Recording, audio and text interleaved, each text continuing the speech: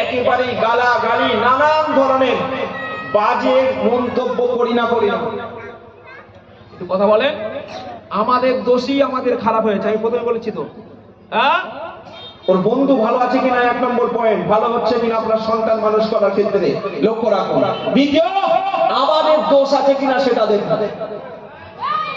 আমাদের দোষ আছে কিনা। দোষ সন্তানের সম্মুখে আব্বা মারা ঝগড়া করছে। আব্বা মা যখন সন্তানের সম্মুখে ঝগড়া করে, মনে রাখবেন ওই সন্তানের আপনাদের আব্বা মায়েদের প্রতি ভালোবাসা কমে যায়, ভালোবাসা কমে যায়, আরো গালাগালি করবেন, আরো ভালোবাসা কমে যাবে। কেন?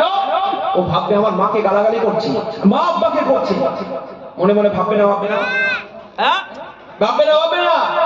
এই যখন গালাগালিতে সমাজ তৈরি হবে আপনার ফ্যামিলিতে, আপনার পরিবারে, আপনি নিজেই করছেন, সন্তান মানুষ হবে কি করে?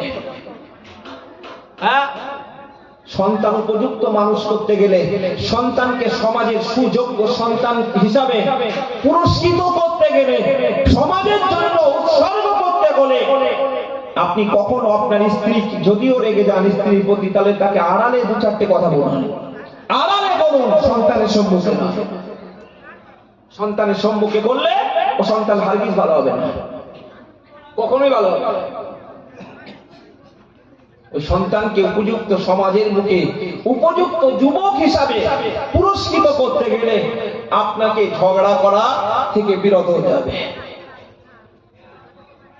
মায়েদের উপযুক্ত পর্দা করতে হবে, বাপেদের জায়গায় থাকতে হবে, পিতা মাতা উভয়ের জায়গায় নিজেদের হক নিজেদের আদায় করতে হবে। তার মানে পিতারা উপযুক্ত ভাবে অর্থ যোগান দেবে ধার্মিক ধর্মকে নিয়ে, আর মায়েরা পর্দার সঙ্গে থেকে তারা ধর্মকে নিয়ে সন্তানকে মানুষ করবে।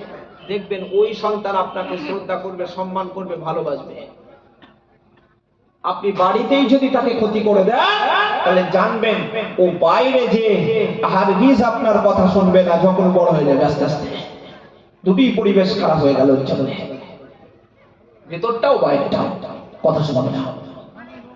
কথা যদি শোনাতেই হয়, তাহলে মনে রাখতে হবে আমার বাচ্চাটাকে আমি উপযুক্ত ভাবে মানুষ করব। আমি আমার পরিবারে তার বন্ধু ভালো হচ্ছে কিনা সেটা নজর দেব। পরিবারের দিক দিয়ে আমি কখনো খারাপ আমার স্ত্রীর সঙ্গে আচরণ করব না, স্ত্রী যারা আছেন তার স্বামীর সঙ্গে খারাপ আচরণ সন্তানের সম্মুখে করব না। সন্তান মানুষ করা আরেকটা উপযুক্ত ব্যবস্থা হলো আব্বা মাকে নামাজি হতে হবে। কি হতে হবে গো? নামাজি হতে হবে। আপনি নামাজি হচ্ছেন 40 পার করে, 50 পার করে, এখন 50-55 বছর বয়সে আপনার সন্তান এখন 18 বছরের যুবক। আপনি যদি তাকে নামাজ পড়তে বলেন, ও ট্রাই করবে না, ও আপনাকে ঘুরে বলবে আব্বা আমার মতো বয়সে আপনি কেমন ছিলেন। বলবে না। তখন ঘুরিয়ে প্রশ্ন করবে, জবাব কি দেব? কিছুই থাকবে না। আল্লাহ নবীকে প্রশ্ন করা হলো, সাইয়্যিদুনা রাসূলুল্লাহ সাল্লাল্লাহু আলাইহি ওয়াসাল্লাম মাতা ইউসাল্লি সাবি, ও আল্লাহ নবী কখন বাচ্চারা নামাজ পড়বে, কখন থেকে বাচ্চারা নামাজ আদায় করবে? ও সমাজের যুবকেরা, ও সমাজের তরুণেরা, ও সমাজের নওজওয়ানেরা, ও গার্জিয়ান অভিভাবকেরা, আপনাদের মনে রাখা দরকার। আল্লাহ নবীকে জিজ্ঞাসা করা হলো, বাচ্চারা কবে থেকে নামাজ পড়বে? নবীকে কি প্রশ্ন করা হলো? এই তো একটু কথা বলে, বাচ্চারা কবে থেকে নামাজ পড়বে? এই কথাটা একটু ভালো করে জিজ্ঞেস করছি আপনাদের। আমরা আলোচনা করছি, আচ্ছা বলেন নামাজ কবে থেকে আমরা পড়বো? কবে থেকে? 12 বছর। একজন বললেন, ও তো ফতোয়ার কিতাবে লেখা আছে। নবীকে জিজ্ঞেস করা হলো মাতা ইউসাল্লি সাবি, হুজুর বাচ্চারা কবে থেকে নামাজ পড়বে? এই লাইভ চলছে আমাদের। তাকে নবীকে জিজ্ঞেস করা হলো তো কবে থেকে বাচ্চারা নামাজ পড়বে? কি সুন্দর একটা প্রশ্ন না? হ্যাঁ, আমি কি বললাম? বাচ্চা উপযুক্ত মানুষ করতে গেলে আমার জওয়ান যুবক যারা রয়েছেন, বন্ধু প্রথম নাম্বারে পয়েন্ট বলেছি, বন্ধু ভালো হওয়া উচিত, তাই বললাম তো। দ্বিতীয় নাম্বার পয়েন্ট কি বলেছি? দ্বিতীয় নাম্বার, আব্বা আমাকে ঝগড়া করলে হবে না, গাছ ভালো আনতে হবে। কি করতে হবে? গাছ ভালো আনতে হবে। তারপরের পয়েন্ট বলছি, এর পরের পয়েন্ট, নামাজি হতে হবে। নবীকে জিজ্ঞেস করা হলো, মাতা ইউসাল্লিস সাবী, কবে থেকে বাচ্চারা নামাজ পড়বে? একজন বলল 12 বছর। তো ফতোয়ার কিতাবে লেখা আছে, ফতোয়ায় স্বামীতে রয়েছে, ফতোয়ায় কাসেমিয়াতে রয়েছে, কবে থেকে বাচ্চারা নামাজ পড়বে? উনি বললেন 12 বছর। তো আপন জায়গায় মসলার কিতাবে। নবী কি বলেছে জানেন? হ্যাঁ, নবী কি বলেছে জানেন? আল্লাহ নবীকে যখনই জিজ্ঞেস করা হলো, মাতা ইউসাল্লিস সাবী, ও আল্লাহ নবী, বাচ্চারা কবে থেকে নামাজ পড়বে? নবী আবার জানালেন, ইদা আরাফা ইয়ামিনাহু মিন শিমালিহি। ও আমার উম্মতিরা, আমি নবী তোমাদেরকে জানিয়ে দিলাম, বাচ্চারা ওই সময় থেকে নামাজ পড়বে, বাচ্চারা ওই সময় থেকে নামাজ পড়বে। ইদা আরাফা ইয়ামিনাহু মিন শিমালিহি।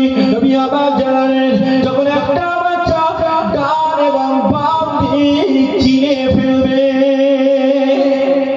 এই জোরে হবে না? একটু জোরে তাকবীর দেন।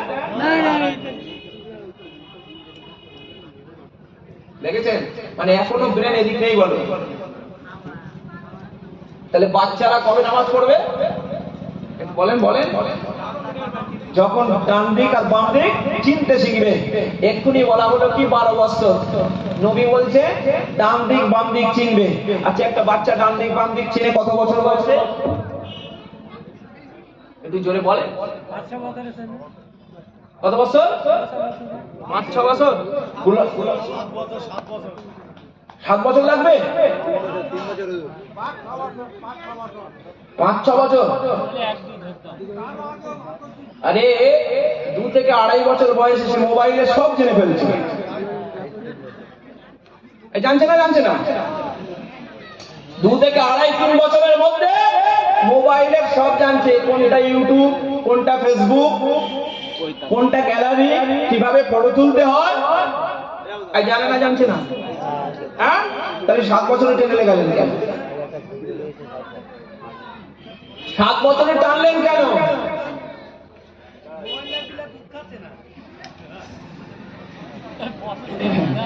একটু দরুদ পড়েন। আল্লাহুম্মা সাল্লি আলা। একটু জোরে পড়ে, জোরে জোরে পড়ে। না পড়লে আমার ভালো লাগবে না। আপনারা জিমিয়ে গেলে আমিও জিমে যাই। এরপরে ভাইজান হুজুর আসবেন, তো এসে গেছে, আমার আগে চলে এসেছেন, আলহামদুলিল্লাহ। এই 10টায় আসবেন, আধা ঘন্টা না। একটু জোরে পড়ে। আল্লাহুম্মা সাল্লি আলা।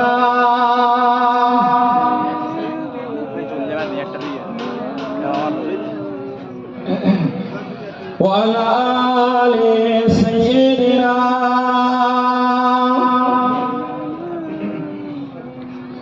لا نبي بعدي، لا نبي بعدي، لا نبي بعدي، لا نبي بعدي، لا نبي بعدي، لا نبي بعدي، لا نبي بعدي،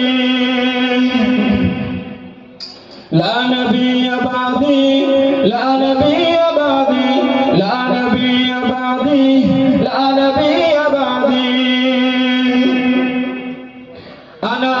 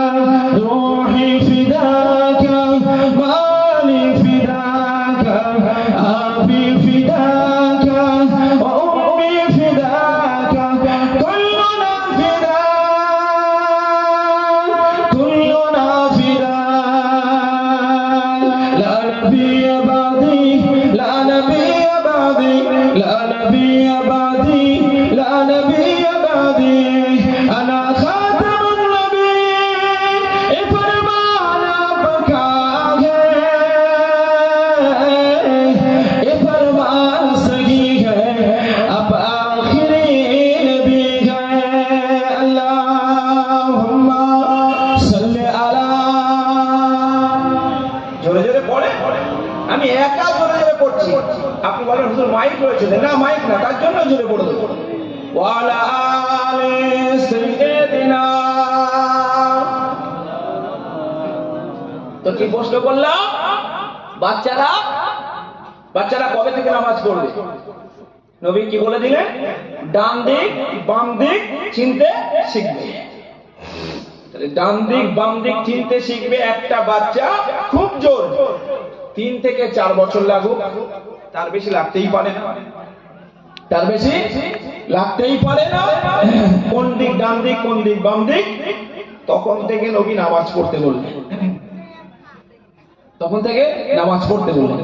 আচ্ছা, তখন থেকে যে নামাজ পড়াতে বললে, ডান দিক বাম দিক যখন থেকে শিখবে, আমরা গার্জিয়ান আমরা কবে থেকে পড়ছি? কথা বলে না, আমরা কবে থেকে? ওর কোনো ঠিক ঠিকানা নেই। চলেন আরেকটা হাদিস শুনি, তারপরে আলোচনা। আল্লাহ নবী বলেন মুরু আওলাদাকুম বিসসালাত ওয়া হুম আবনাউ সাবঈ সিনিন। ও আমার সাহাবীরা, আমার উম্মতিরা, আমি নবী তোমাদেরকে জানিয়ে দিলাম, মুরু আওলাদাকুম বিসসালাত, তোমরা তোমাদের সন্তানদিগকে নামাজের আদেশ দেবে। কবে থেকে? ওয়া হুম আবনাউ সাবঈ সিনিন, 7 বছর বয়স যখন হবে তখন তোমরা তাদের নামাজের আদেশটা দিয়ে দাও। অদরিবুহুম আলাইহা ওয়া হুম আবনাউ 10 সিনিন।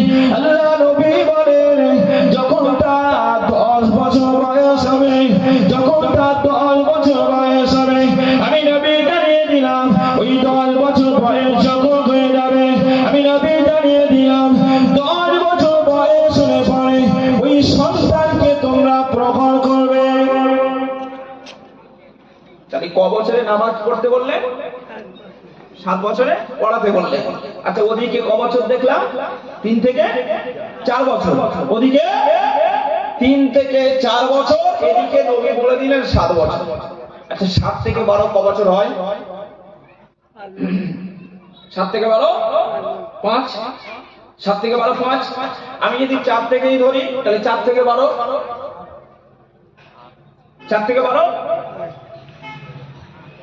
এদিকে 6 আর ওদিকে 2, 6 দিয়ে 8, তাহলে 8, ওদিকে পাচ্ছি 5, ওদিকে পাচ্ছি 5।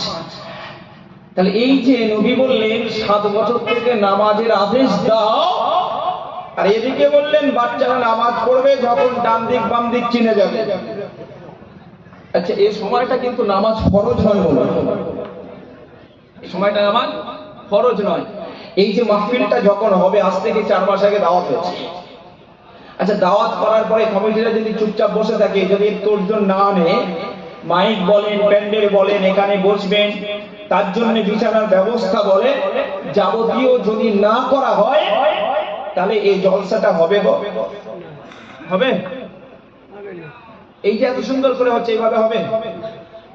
কিসের আশায়? কিসের আশায়?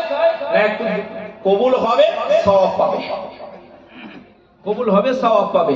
এখন জলসা হুজুরকে দাওয়াত দিল, বাকি চুপচাপ বসে থাকলো কমিটির জওয়ান যুবকেরা, ও জলসা তো হবে না, কবুল হওয়া তো পরের কথা।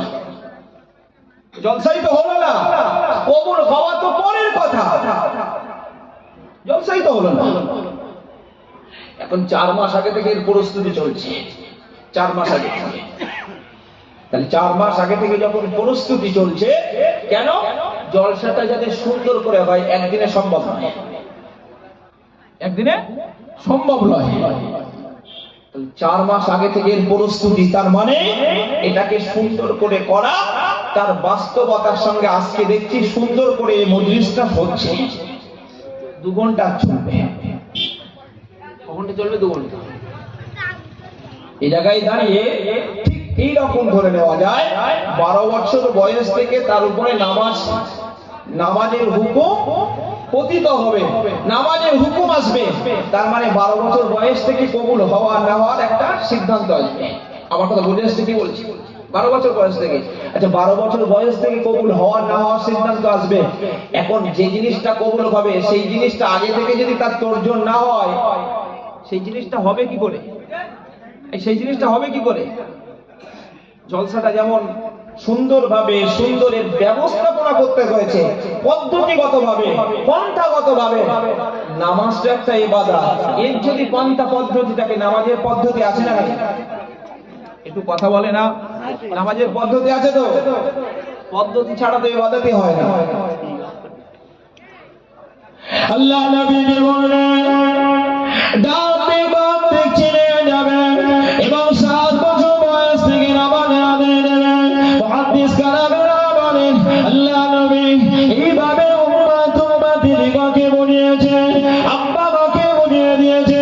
ও সমাজের পিতারা, ও সমাজের মায়েরা, ও সমাজের বোনেরা, ও সমাজের জওয়ান যুবকেরা, এটা আপনাকে মনে রাখতে হবে। আল্লাহ পাক রব্বুল আলামিন তার নবী মাধ্যম দিয়ে ওই যে বাচ্চাটা ডান দিক বাম দিক চিনে গেল, ওই যে বাচ্চাটা 7 বছর বয়স হয়ে গেল। এবারে আব্বা মায়ের উচিত হলো, আব্বা মা ওই সন্তানটাকে, বিশেষ করে মায়েরা, আব্বারা কাজে বেরিয়ে যান, আব্বারা পরিশ্রম করেন, আব্বারা অর্থ জোগাড় করেন, মায়েরা যা বাড়িতে থাকে ওই বছর বয়স 5 বছর বলি, 7 বছর বলি, 10 বছর বলি, বাচ্চারা বেশি টাইম মায়েদের নিগরানিতে থাকে, মায়েদের কাছে থাকে। মায়েদের কাজ হলো, মায়েদের উচিত হলো ওই বাচ্চাটার হাত ধরবে, ওই মা বাচ্চাটার হাত ধরবে। যখন নামাজের সময় যখন হয়ে যাবে, ওই মা উচিত হলো নিজে উঁচু করবে, উঁচু করে বাচ্চাটার হাত ধরবে, নিজে নিজে উঁচু করবে, বাচ্চাকে দেখিয়ে দেখিয়ে করবে। ওই বাচ্চাটা 7 বছর বলি, 8 বছর বলি, 5 বছর বলি, 4 বছর বলি, একটা না যদি তার মায়ের সঙ্গে উঁচুতে লিপ্ত হয়, তার আব্বার সঙ্গে যদি উঁচুতে লিপ্ত হয়, ওই বাচ্চাটা উঁচু শিখবে না, শিখবে না। আমার কথা বুঝছেন কি বলছি? হ্যাঁ, একটা বাচ্চা যদি তার মায়ের সঙ্গে 7 বছর, 8 বছর কি 5 বছর অজু দেখে দেখে তার মায়ের সঙ্গে কি আব্বার সঙ্গে দেখে দেখে শেখে, আব্বা যখন অজু করবে সন্তানের হাতটা ধরে অজু করা নিয়ে যাবে। কেন? আমি অজু করছি, বাবা তুমি দেখো এইভাবে অজু করতে হয়, এইভাবে অজু করতে হয়। ওই ডান দিক বাম দিক চিনে গেল, ওই সময়ের দিকে যে নামাজ পড়তে হবে এটা তার কবুল হওয়া না হওয়ার ব্যাপার নয়, বরং ওই সময় তার পদ্ধতি শেখা, ওই সময় তার ইসলামকে চেনা, ওই সময় তার উজুকে শেখা। একটা বাচ্চা তার মায়ের সঙ্গে কি তার আব্বার সঙ্গে যখন 5 বছর কি 8 বছর উজু শিখবে, আছে ওই বাচ্চাটার আর উজু কি জিনিস বলতে হবে, এই বলতে হবে? উজু সম্পর্কে তাকে আর শেখাতে হবে? ও তো দেখে দেখে এমনি জেনে যাবে। এই যাবে না, যাবে না, একটু কথা বলেন, এমনি জেনে যাবে। তাহলে আমি কি বললাম? কাজ ভালো হওয়া চাই। কাজ যদি ভালো হয়েছে ও সন্তানের ঘুরতে দেবে না। আমরা এখন ভাবছি ফজরে ঠান্ডায় সন্তানকে তুলবো, এই ঠান্ডায় সন্তানকে তুলবো কি করে? সন্তানকে যদি এই ঠান্ডায় সন্তানকে তুলি, ও ঠান্ডা লেগে যাবে। কি হবে গো? ঠান্ডা লেগে যাবে। নিজেরা উঠিনি, এখন সন্তানদের বিচার তো পরের কথা। বাচ্চা ঠান্ডা লেগে যাবে। আরে আপনার একবারও মনে হয় না দুনিয়ার এই ঠান্ডাটা আপনার সন্তানের জন্য আপনার বিরাট হয়ে গেল? হ্যাঁ, বিরাট হয়ে গেল। আপনার এই সকালের ঠান্ডাটা আপনার জন্য বিরাট। একটা বাচ্চার হাত যখন কেটে যায় আব্বা আমাদের সহ্য হয়? একটু কথা বলতে হবে, সহ্য হয়? একটা বাচ্চার হঠাৎ করে পা পুড়ে গেল, কোন আগুনে পুড়ে পা পুড়ে গেল। আচ্ছা বলেন, ঘুরিয়ে বলছি, যখন এই পা পুড়ে গেল ওই বাচ্চাটা আব্বা মা যারা রয়েছেন সহ্য করতে পারবে? দৌড়ে যাবে তাড়াতাড়ি। কোথায়? ডাক্তারের কাছে। দৌড়ে যাবে ডাক্তারের কাছে। কেন? ডাক্তারের কাছে যাবে এই কারণে, ভালো যাতে ট্রিটমেন্টটা হয়, তাড়াতাড়ি সুস্থ হয়। মহব্বত, ভালোবাসা, মহব্বত, ভালোবাসা। দুনিয়ার আগুনে পুড়ে গেছে তাই আপনার কষ্ট হচ্ছে, আর আল্লাহ আপনার সন্তানকে জাহান্নামের আগুনে ডাইরেক্ট ফেলে দেবে নামাজ না শেখানোর জন্য, নামাজ না পড়ার জন্য। তখন কি কষ্ট হবে না? ঠান্ডা লাগাটাই বড় হয়ে গেল আমাদের কাছে। হ্যাঁ, আল্লাহ নবীকে 7 বছর বয়সে নামাজ পড়তে বললেন। ও সমাজের মায়েরা, ও সমাজের আব্বারা, একটু ভালো করে ভাবেন, একটু ভালো করে চিন্তা ভাবনা করেন। আল্লাহ নবী কি সুন্দর ভাবে নবী আমার বলে গেলেন, ও সমাজের আব্বারা, ও সমাজের মায়েরা, যখনই নামাজের পাটিতে দাঁড়িয়ে যাবে, তোমার বাচ্চাকে সঙ্গে নিয়ে তুমি তোমার নামাজের পাটিতে দাঁড়িয়ে দাও, নামাজের মুসাল্লাতে দাঁড়িয়ে দাও। ওই সন্তান তার আব্বার সঙ্গে, তার মায়ের সঙ্গে যখন নামাজের পাটিতে দাঁড়িয়ে যাবে, নামাজের পাটিতে যখন দাঁড়িয়ে যাবে, দেখতে পাওয়া যাবে ওই 5 বছর বলেন, ওই 7 বছর বলেন, ওই 8 বছর বলেন, ওই বাচ্চাটা ওই 8 বছর সময় ওই বাচ্চাটা নামাজ শিখবে না, শিখবে না। তখন আর এই বলে দিতে হবে না, হুজুর জোহরের নামাজ কত রাকাত, হুজুর আসরের নামাজ কত রাকাত, ওয়াজ শেখাতে হবে না। ওই বাচ্চাটা তার আব্বা তার মায়ের সঙ্গে নামাজ পড়বে আর ও ভাববে আব্বা এত রাকাত করে নামাজ পড়ছে, ও দীর্ঘ 5 বছর শিখুক না, ওই 5 বছরে দেখবে ওই বাচ্চাটা নামাজের কত রাকাত কোন ওয়াক্তে ও শিখে যাবে। ও যখন মনে মনে বলবে, মনে মনে যখন আব্বা মারা নামাজ পড়বে, জোরে পড়ুক আর আস্তে পড়ুক, ঠোঁট নড়বে, ও বাচ্চাটার মনে মনে উদয় হবে যে আমার আব্বা কি পড়ে গো, আমার মা কি পড়ে গো। ও আস্তে আস্তে মাকে প্রশ্ন করে বলবে, মা, আব্বা এই নামাজ পড়ছেন ঠিক আছে, এত রাকাত জানলাম, মনে মনে কি বলে? ওই বাচ্চাটা শিখতে জানবে না, জানবে না? জিজ্ঞেস করবে না, করবে না? ওই বাচ্চাটা তখন শিখে যাবে, 12 বছর হয়ে যাবে, এবারে নামাজ কবুল হওয়ার না হওয়ার সময় এসে যাবে। ঠিক এই রকম, ঠিক এই রকম এই জলসাটা দিতে যে অনেক কয়েক মাস ধরে প্রচেষ্টা করে করে আজকের সফলতার একটা জায়গায় আমরা পৌঁছাতে পারছি।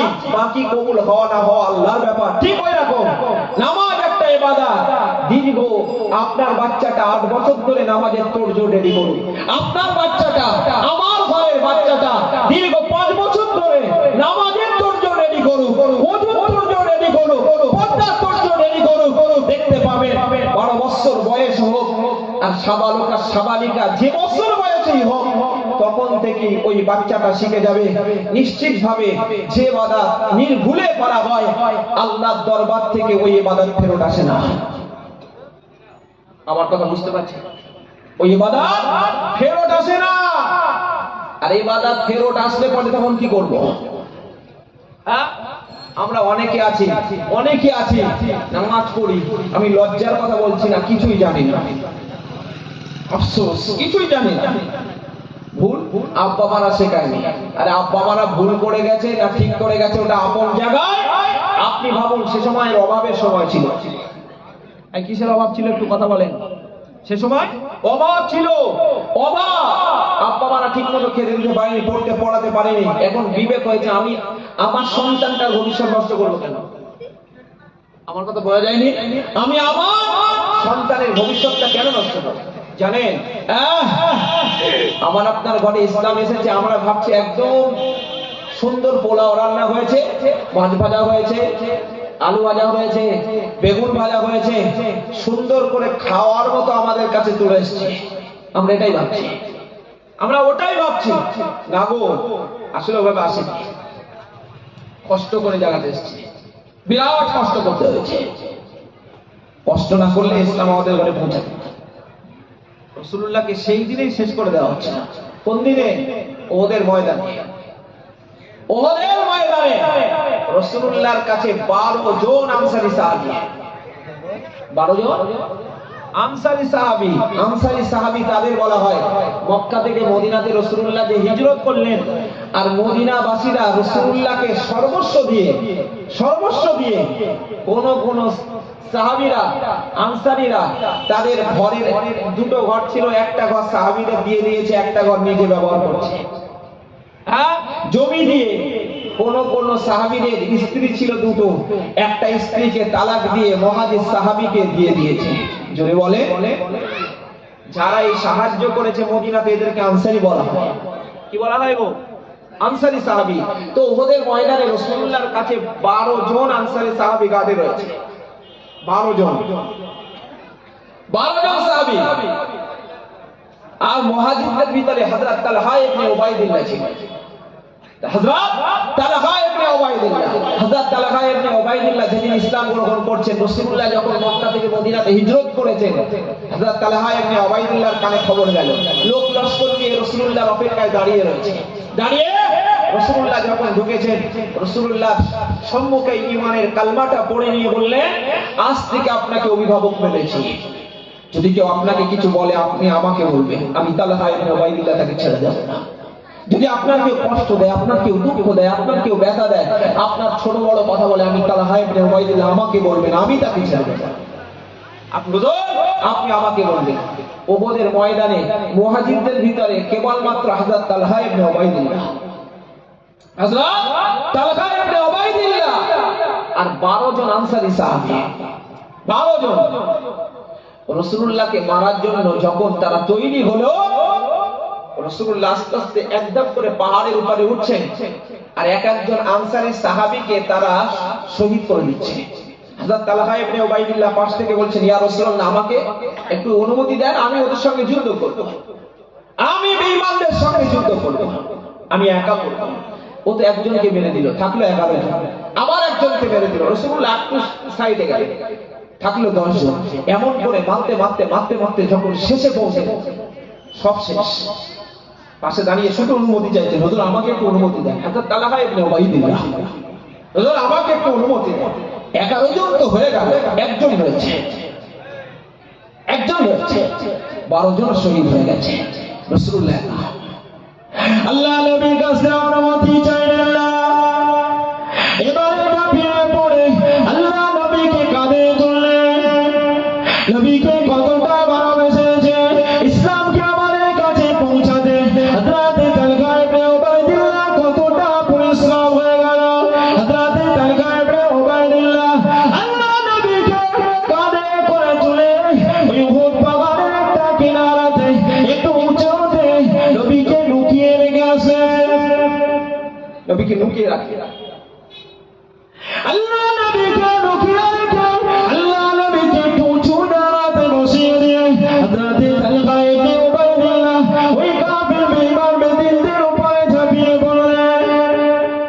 দেখতে পাওয়া গেল হযরত তালহা ইবনে উবাইদুল্লাহ শরীরে এতটা মারা মেরেছে, ওরা এতটা তীর মেরেছে, এতটাই তলোয়ার মেরেছে, হযরত তালহা ইবনে উবাইদুল্লাহ শরীরে 70টার অধিক তীর, বর্ষা এবং তলোয়ারের আঘাত পাওয়া গিয়েছে। হযরত তালহা ইবনে উবাইদুল্লাহ আর উঠতে পারলেন না। হযরত তালহা ইবনে উবাইদুল্লাহ আর তাদের সঙ্গে এগিয়ে যেতে পারলেন না। হযরত তালহা ইবনে উবাইদুল্লাহ 70টা শুধু তীর তলোয়ারের আঘাত করিব। হযরত তালহা ইবনে উবাইদুল্লাহ একটা হাত বাহু পর্যন্ত কেটে নেওয়া হয়েছে, এক জায়গাতে বেহুশ অবস্থাতে পড়ে গিয়েছে। বেঈমান বেদিনের কাফেররা ওরা ভেবেছে তালহা ইবনে উবাইদুল্লাহ মারা গিয়েছে। এদিকে দেখতে পাওয়া গেল হযরতে আবু বকর, আল্লাহ নবীর আরো কয়েকজন সাহাবা আল্লাহ নবীর খোঁজে এলেন। নবীকে দেখতে পেলেন, নবীর কাছে এসে নবীর কাছে আসা পরে নবীকে সেবা করতে এসেছে, নবীকে হেফাজত করতে এসেছে, নবীকে এক সাইডে নিয়ে যেতে এসেছে। আল্লাহ নবী ওই সময় আবু বকরের দিকে তাকিয়ে বললেন, ও আবু বকর, এই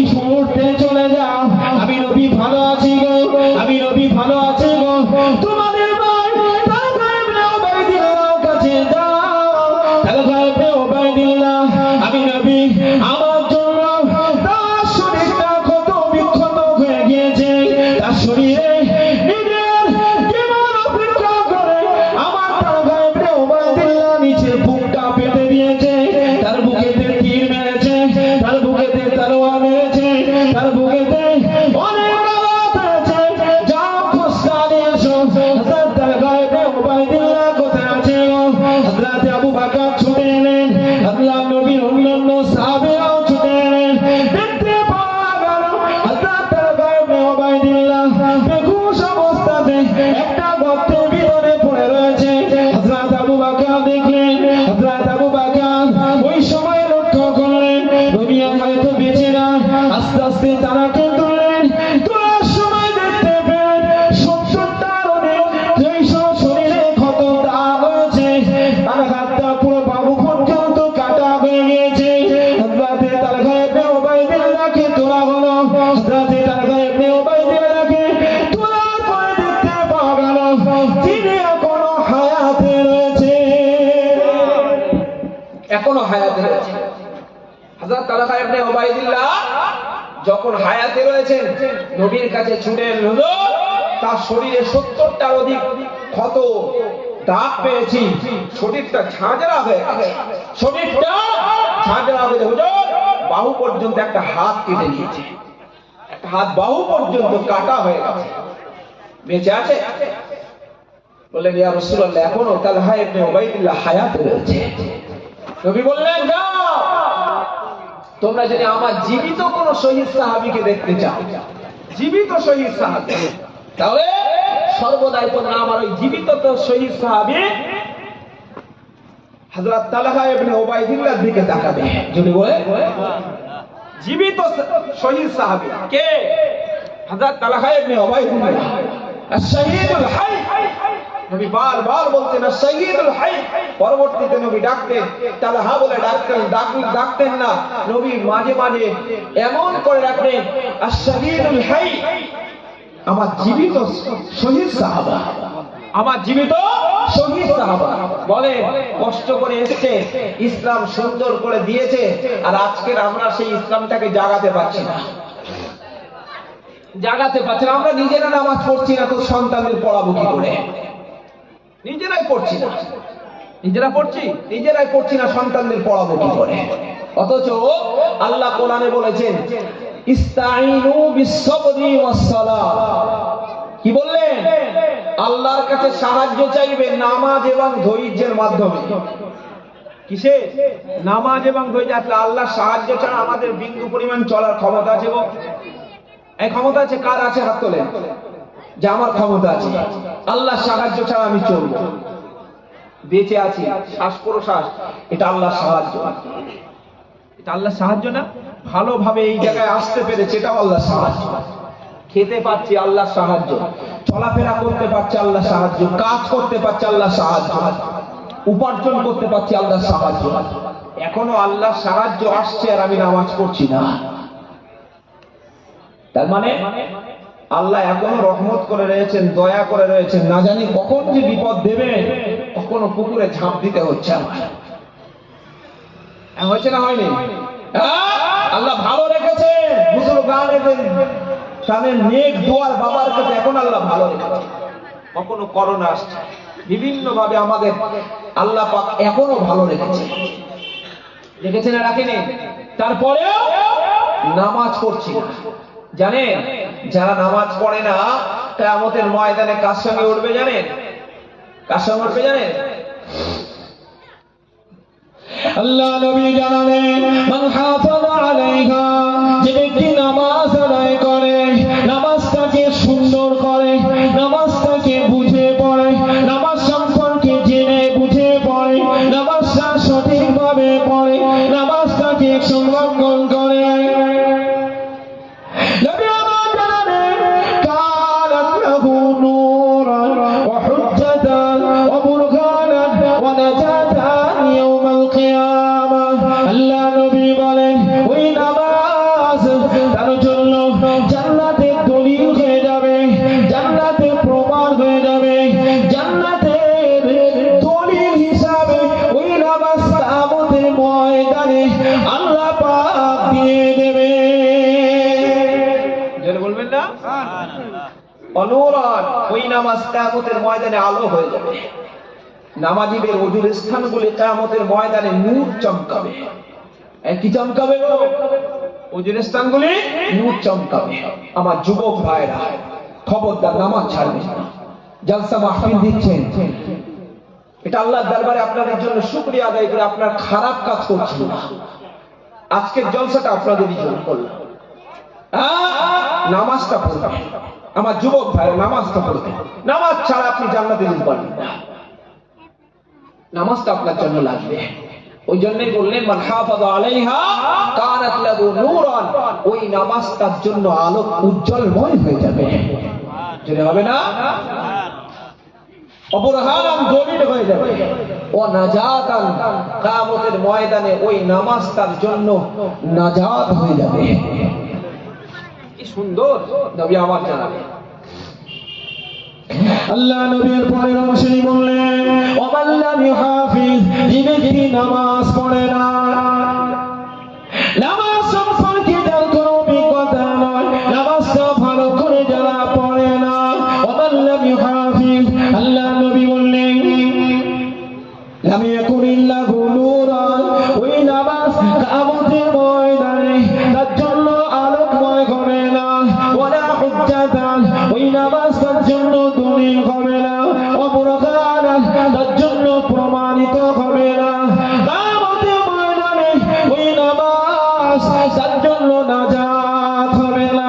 আল্লাহ নবী বলেন যারা বেনামাজি আছে, নামাজটা সঠিকভাবে পড়ে না, নামাজটা সঠিকভাবে আদায় করে না, নবী আমার জানেন ওয়া হাসারা মা কারুন ওয়া ফিরাউন ওয়া হামান, নবী আমার জানালেন কিয়ামতের ময়দানে বেনামাজিদের থাকার জায়গা হবে, বেনামাজিদের থাকার জায়গায় হবে কারুনের সঙ্গে, হামানের সঙ্গে, ফিরাউনের সঙ্গে। আল্লাহ পাক আমাদিগকে বিবেক দিও, পাগল সমাজের বুকে আল্লাহ আমাদিগকে বানায় না। যান চলে যান, রাস্তায় কত পাগল ঘরে গো, রাস্তায় কত পাগল ঘরে গো, আল্লাহ পাক ওই জায়গাতে আমাদিগকে বানায় না। আল্লাহ আমাদিগকে সুস্থ বানিয়েছে। রাস্তার পাগলেরা এই রাতের ঠান্ডাতে তাদের কত না কষ্ট হয়, আল্লাহ পাক সেটা করেন না।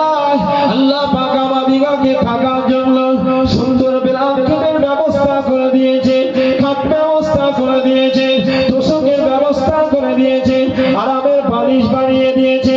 ও আল্লাহর বান্দা, আল্লাহ পাক এতটা নিয়ামত দিল গো, আল্লাহ পাক বিবেক দিল বোঝার জন্য, কান দিয়েছে ভালো করে শুনে উপলব্ধি করার জন্য, চোখ দিয়েছে দেখে উপলব্ধি করার জন্য। এই জায়গায় দাঁড়িয়ে আমরা যদি এগুলি না করতে পারি, আমাদের যদি এটা না হয়, আমরা যদি এটা উপলব্ধ না করতে পারি, কিয়ামতের ময়দানে আল্লাহ নবী বলেন ওয়া হাসারা মা কারুন ওয়া হাসারা মা ফিরাউন ওয়া হাসারা মা হামান, কিয়ামতের ময়দানে হামান যে জায়গায় থাকবে, হামান যে জায়গায় থাকবে, কারুন যে জায়গায় থাকবে, ফিরাউন যে জায়গায় থাকবে, নমরুদ যে জায়গায় থাকবে, আল্লাহর নামাজি বান্দা ওই জায়গায় থাকবে না। আল্লাহর বেনামাজি বান্দারা ওদের জায়গাতে থাকবে। বেনামাজি যারা ওদের সঙ্গে থাকলে আল্লাহ, আমরা যারা এখানে বসে আছি আমরা তো পাগল নই। এই পাগল? আমরা তো পাগল নই, আমরা তো সুস্থ। সুস্থ আল্লাহ বানিয়েছে, সুস্থ বানায়নি? হ্যাঁ? শিক্ষক ছাত্রকে প্রশ্ন করলো হুজুর, ছাত্র শিক্ষককে প্রশ্ন করেছে হুজুর, এই ছাত্র শিক্ষক ছাত্রকে প্রশ্ন করেছে নামাজ পড়ে না কারা? কাকে প্রশ্ন করলো? ছাত্র শিক্ষককে প্রশ্ন করলো নামাজ পড়ে না কারা? আচ্ছা আপনারা বলেন দিন, নামাজ পড়ে না কারা? এই প্রশ্নটা আমি খুব খারাপ বলেছি? আপনি বলবেন গ্রামের আব্দুল করিম পড়ে না, মায়েরা বলবে ওই মনিরুলের মা নামাজ পড়ে না, মায়েরা বলবে জেসমিনার দাদিমা নামাজ পড়ে না, তাই না? ছাত্র শিক্ষককে প্রশ্ন করলো হুজুর নামাজ পড়ে না কারা গো? শিক্ষক খুব চিন্তায় পড়ে গেল। অনেক ভালোই প্রশ্ন তো, তাই তো? আর আমরা উত্তর দিই কি, গ্রামের ওই চাচাটা নামাজ পড়ে না, ওই চার দোকানে বসে থাকে, ওই সারাদিন মাঠে গিয়ে পড়ে থাকে, নামাজ পড়ে না, আমাদের বাড়ির পাশে। আমরা বলি না? শিক্ষক থেকে থেকে উত্তর দিচ্ছে, নামাজ পড়ে না তারাই যারা পাগল। আমরা তার ভিতরে না বাইরে? একটু কথা বলে। শিক্ষক জবাব দিচ্ছে, নামাজ পড়ে না তারা যারা পাগল। আমরা কি এখানে পাগল বসে আছি না ভালো বসে আছি? সবাই উত্তর দেন, পাগল না ভালো? হ্যাঁ, ভালো না? বলেন আলহামদুলিল্লাহ। আর জোরে সবাইকে বলতে হবে, বলেন আলহামদুলিল্লাহ, উচ্চ আওয়াজে বলেন আলহামদুলিল্লাহ। একটু তাকবীর দেন, নারে তাকবীর, নারে তাকবীর। আমরা ভালো। আচ্ছা, প্রশ্নটা প্রশ্ন করেছে, জবাবটা সঠিক এসছে না ভুল এসছে? সঠিক এসছে না? এখন আমরা উত্তর দিচ্ছিলাম কি, আব্দুল করিমের আব্বা নামাজ পড়ে না, মা নামাজ পড়ে না। এখন দেখছি তা তো না, যারা পাগল তারাই নামাজ পড়ে না। আমরা তো পাগল না, আমরা তো ভালো, আমরা ভালো তো, তাহলে আমরা নামাজ পড়ি না কেন? আল্লাহু আকবার। এই পড়বো ইনশাআল্লাহ তো? এই বলেন ইনশাআল্লাহ। বাঁচবো কদিন? দুদিনের। সকাল হবে, সকাল হবে, মসজিদের মাইকে ঘোষণা করা হবে, আব্দুল করিমের আব্বা হঠাৎ করে মারা গেছে, জানাজা দুপুরে জোহরের নামাজ বাদ। ঘরের ভেতরে জায়গা হবে না, খাটে জায়গা হবে না, বারান্দায় খানেকের জন্য হবে। দ্বিতীয় প্রশ্ন, নামাজ পড়ে না কারা? শিক্ষক উত্তর দিচ্ছে, নামাজ পড়ে না তারা যারা বেধর্মী। যারা বেধর্মী, আমরা যারা মুসলিম ধর্মে আছি, আমাদের কথা বলেছে না বেধর্মীদের কথা বলেছে? ঠিক বলেছে না ভুল বলেছে? হ্যাঁ, তাহলে যারা আমরা নামাজ পড়িনি, আমরা সব বেধর্মী নাকি? কথা বলে না। আমরা বেধর্মী না, আমরা ধর্মের ভিতরে আছি। বলেন আলহামদুলিল্লাহ, বলেন আলহামদুলিল্লাহ। হ্যাঁ, তাহলে নামাজ পড়বো না পড়বো না? এখনো বলছি, আল্লাহ আমাদের দিমাগ দিয়েছে, লাহুম কুলুবুন লা ইয়াফকাহুনা বিহা। আমরা ভাববো না এটা হতে পারে না।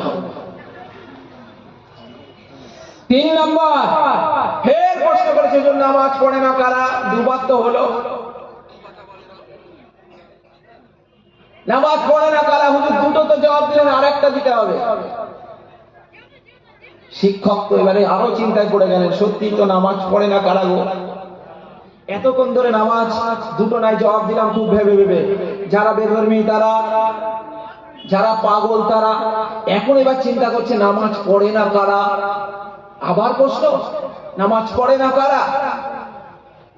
শিক্ষক খুব ভেবে ভেবে বলল, নামাজ পড়ে না তারা যারা মারা গেছে। এই ঠিক বলেছি না ভুল বলেছে?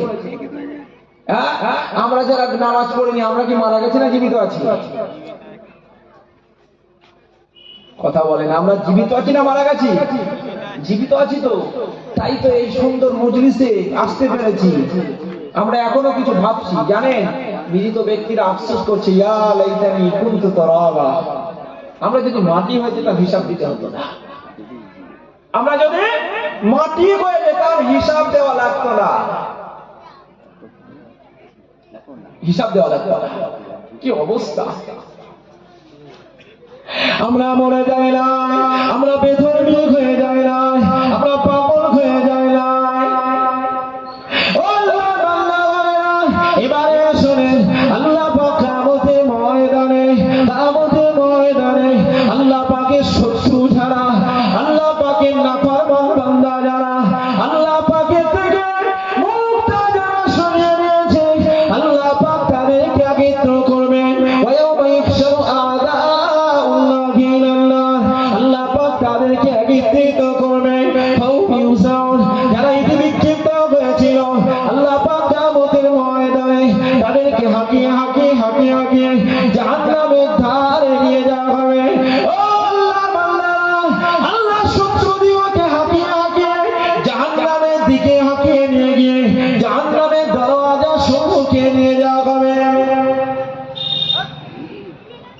যখন তারা জাহান্নামের দরওয়াজার সম্মুখে যাবে, হাত্তা ইদা মা জাউহা শাহিদা আলাইহিম,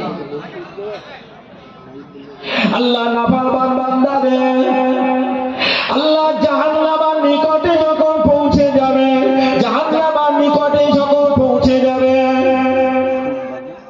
এবারে দেখতে পাওয়া যাবে শাহিদা আলাইহিম সামউহুম ওয়া আবসারুহুম ওয়া জুলুদুহুম বিমা কানু ইয়ামালুন।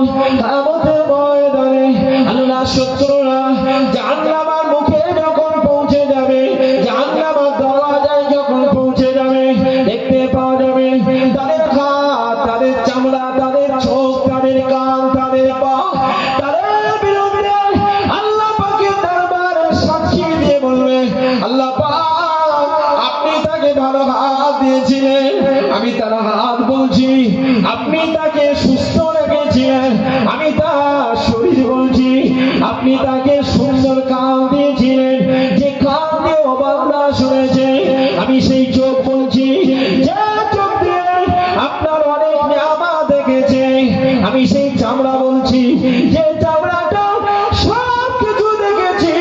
আল্লাহ পাক আপনার বান্দা আপনার পক্ষে যায় না, আপনার বান্দা নামাজ পড়ে নাই, আপনার বান্দা শরিয়ত পক্ষে হয় না, আপনার বান্দা বান্দিরা তারা আপনার বিরুদ্ধাচারণ করে দিয়েছে। আল্লাহর বান্দা বান্দিরা হাত পা চোখ কান নাক মুখ আর ওই বান্দার বিরুদ্ধে যখন সাক্ষী দিয়ে দেবে, ওই বান্দা এবারে জিজ্ঞাসা করবে, লিমা শাহিদতুম আলাইনা, হে আমার হাত, হে আমার চোখ, হে আমার কান, হে আমার মাথার চুল, হে আমার শরীরের অঙ্গ প্রত্যঙ্গ, হে আমার পারে কত যত্ন করেছিলাম, কেটে গেলে পরে মলম দিয়ে ট্রিটমেন্ট করেছি, ওষুধ খেয়ে, যাতে কোনো রকমের কষ্ট যাতে না পাস। হে আমার পারে পায়ে আমার কেটে গেলে পরে আমি কত যত্ন করে সুস্থ করে তুলেছি। হে আমার কান রে, কানের ভিতরে ময়লাগুলি পরিষ্কার করে দিয়েছি। হে আমার চোখ রে, চোখের ছানি পড়ে গেছিল, ট্রিটমেন্ট করে অপারেশন করে কত সুন্দর ভাবে সেটাকে অপারেশন করে নিয়ে আবার তোকে দিয়ে দেখেছি। লিমা শাহিদতুম আলাইনা, কেন আমার বিরুদ্ধে সাক্ষী দিলে গো, কেন আমার বিরুদ্ধে সাক্ষী দিলে গো? আমরা সেদিনে জিজ্ঞেস করবো, আমাদের এই হাত পা কান নাক মুখ চোখের জিজ্ঞেস করবো, কেন সাক্ষী দিবে? এরা তখন যাবে বলবে, আনতাকাল্লাহুল্লাযী আনতাকা কুল্লা শাই, ও আল্লাহর বান্দারে, ও আল্লাহর বান্দারে, আল্লাহ পাক দুনিয়াতে তোমাকে কথা বলার শক্তি দিয়েছিল। আমি দুনিয়াতে কথা বলতে পারি না, আমি চোখ দুনিয়াতে কথা বলতে পারি না, আমি না দুনিয়াতে কথা বলতে পারি না, আমি হাত দুনিয়াতে কথা বলতে পারি না, আমি পা দুনিয়াতে কথা বলতে পারি না। আজকে দিনেতে আল্লাহ পাক আমাকে কথা বলার সুযোগ দিয়েছে, আজকে দিয়ে কথা বলছি, আজকে দিয়ে তোমার বিরুদ্ধে সমস্ত কিছু ফাঁস করে দিলাম। তাহলে আমাদের কি হয় বুঝতে পারছে? এই তাকবীর দান তো নারায়ে তাকবীর, এই উচ্চ আওয়াজে তাকবীর দান নারায়ে তাকবীর। জনাব ভাইজান হুজুর কিবলা, জনাব ভাইজান হুজুর কিবলা, নারায়ে তাকবীর, নারায়ে তাকবীর, একটু উচ্চ আওয়াজে দেন।